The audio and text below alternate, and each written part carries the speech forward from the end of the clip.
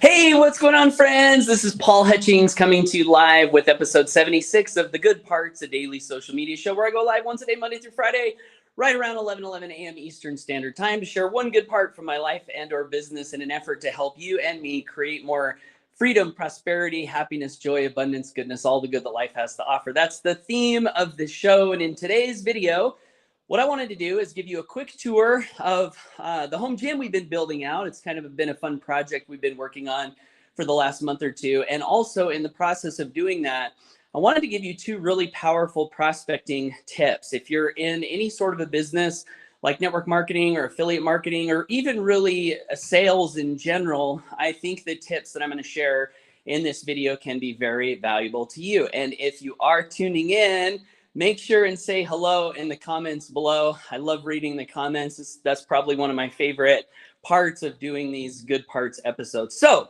let me show you what we got going on here. In case you didn't see one of my former videos, we've been working on creating a rec center area for my family here just outside our home. And it's been a really fun project. And we've got this big room out here that we're going to get carpet in here in the next couple of weeks and use as kind of a movie room / game room. But then off to the back here, we have two rooms that we've been turning into a home workout center. And I love working out, so I'm so excited that I'm gonna have a place at my house to do this. So I wanted to just kind of take you in and show you what we got going on. So we got this bigger room here, and it's a little bit of a mess. We got this is gonna go out in the other room, but we've got everything moved out for the carpet installation. But one of the things that I did is I picked up these really cool mirrors from Home Depot, and I was able to put those all along this wall here, and make it so we can see ourselves when we're exercising. We got another mirror down here at the end with the treadmill. We're going to order a rower and put here, and I'm not sure what else we'll put in this room.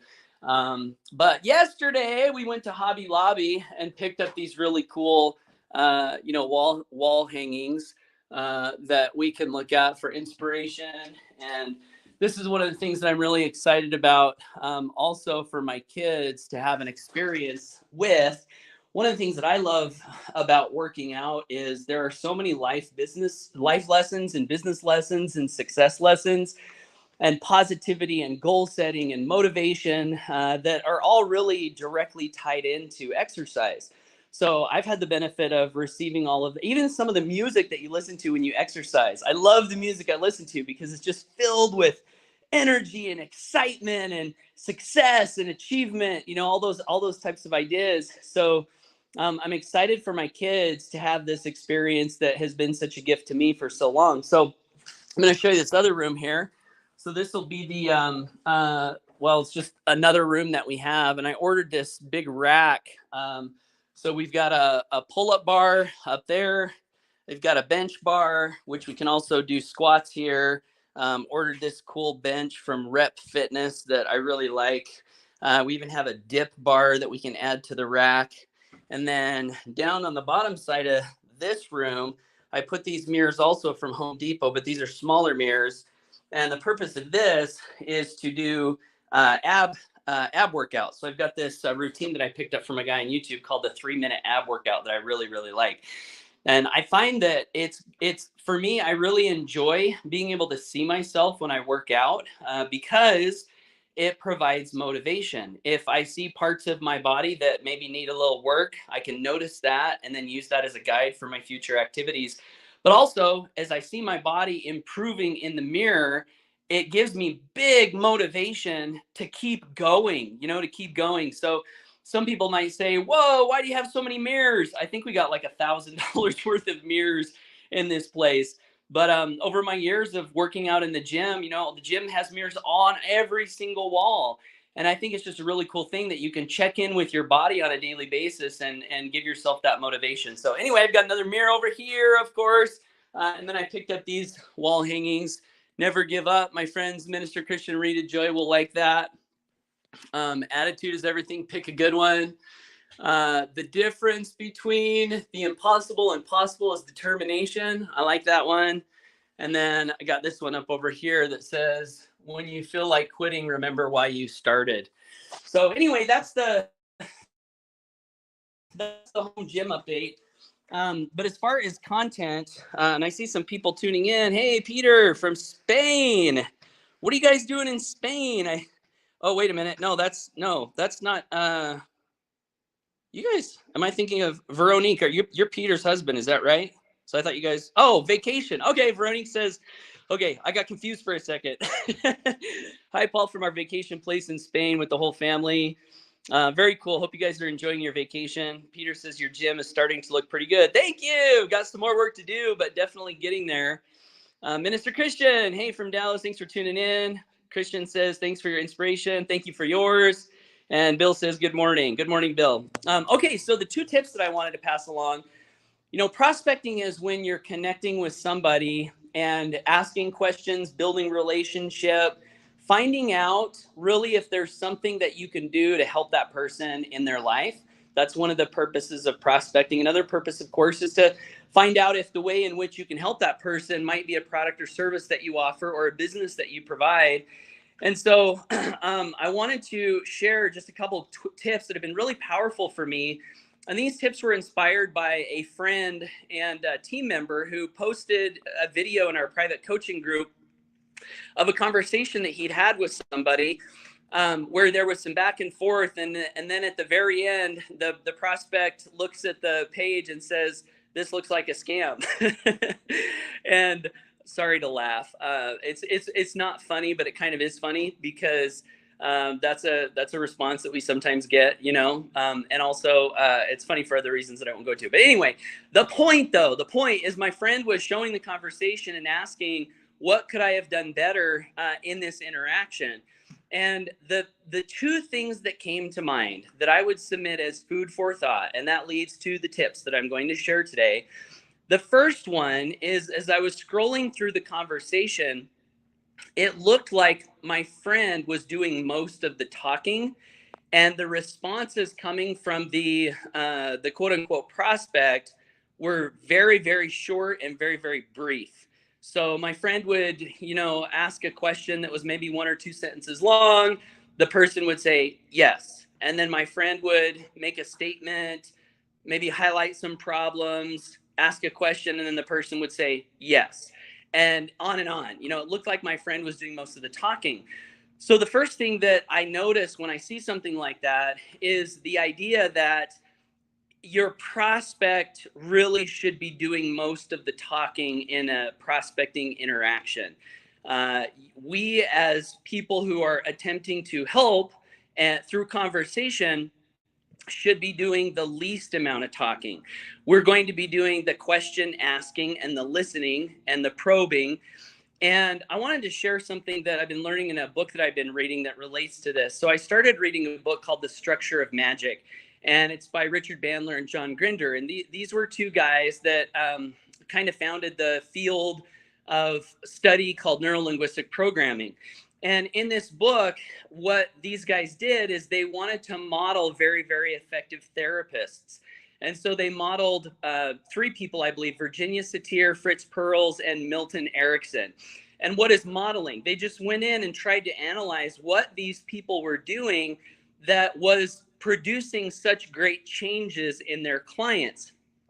And one way to look at this is that a therapist, part of their goal is to connect with a client and discover what that client's model of the world is. So in other words, what is the way in which this person sees the world?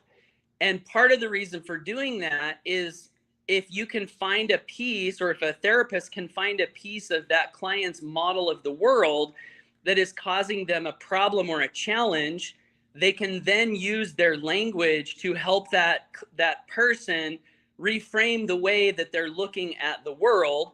And this would be called in therapeutic circles an intervention. So somebody has a problem, and another person can come in and intervene in that problem, make a change, cause a difference, to where now the person who had the problem doesn't have the problem anymore as a result of the intervention that was performed by the therapist. So what does this have to do with prospecting? Well, in my mind, prospecting is very, very, very similar. part of the goal is to discover what the person that we're communicating with, what is their current model of the world? What is their current reality? How are they seeing life and business if they're in business? Do they have any financial challenges? Do they have any unrealized dreams? These are all things that we don't know until we ask questions and we listen. And so if we're talking more than we're listening, it is more difficult to uncover what the other person's model of the world is. So that's the first tip, is to ask questions that continue to elicit opening up from the person that you're connecting with. And again, talk less and listen more. The second tip that I wanted to pass along would be to do your best to elicit longer responses. So if you ask a question that results in a yes or a no, how much of the person's model of the world have you uncovered? Not much. But if you ask a question that causes the person to open up and share and talk, that gives you a chance to listen to more of the person's model of the world. And the more information you can gather on how that person is viewing life, the world, business, money, etc., the more you can uncover, the better equipped you are as the quote unquote therapist or person who is endeavoring to make an intervention. If an intervention is necessary, give an invitation. That's an intervention, right? Where you're connecting with someone, you find out they want more from life, they want to grow a bigger income, or they're having problems in their current business. You ask questions, you discover if as best you can what's going on, and now that you found that point, you can then offer an intervention, which would be something like, hey, if I could show you a solution to that problem, or if I could show you a way to achieve your dream a little faster, or if I could show you a way to, you fill in the blank. But what do you fill in the blank with? You fill in the blank with what that person has told you via your questioning and listening. So that's what I wanted to pass along. Was that helpful? Let me know. Did you have experience with this in your life and business? Let me know. Rob Daniel, hey, good to see you. Thanks for tuning in live. Thanks for letting me know you're here.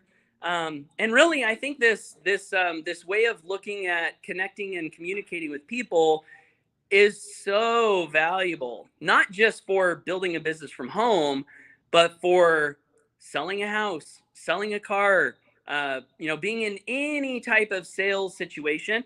It's also very useful for just good relationships, because a lot of times if you can listen to people and find out where they're at with empathy, many times you'll learn things that can just nourish the relationship and help things move forward in a better way. So Mr. Jeremy Bro says, thanks. Hey, yeah, good to see you. Thanks for tuning in.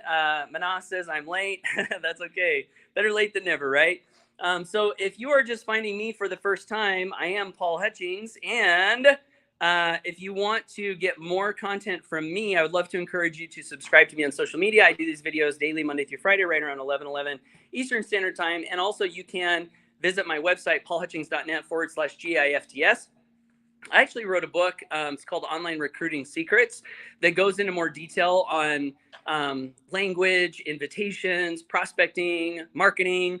It's written specifically for people in the network marketing profession, but I think even if you're, building a different kind of business, you could probably pick up some tips that might be able to help you. So you can get that as well as any one of my other free gifts on that page, paulhutchings.net/GIFTS. So I'm going to jump back to the comments. How are you guys doing today? I don't see any other comments. Peter Van Dam says, absolutely powerful, Paul. I read about this in one of the 15 books I have read since Freedom Fest. Awesome. And congratulations on the 15 books. Very, very cool. I'm guessing your model of the world, Peter, is getting enriched and enhanced. And the choices that are available to you in your communication and your business building, they're expanding. And that's one thing that I do like from the field of NLP is the supposition that choice is better than no choice.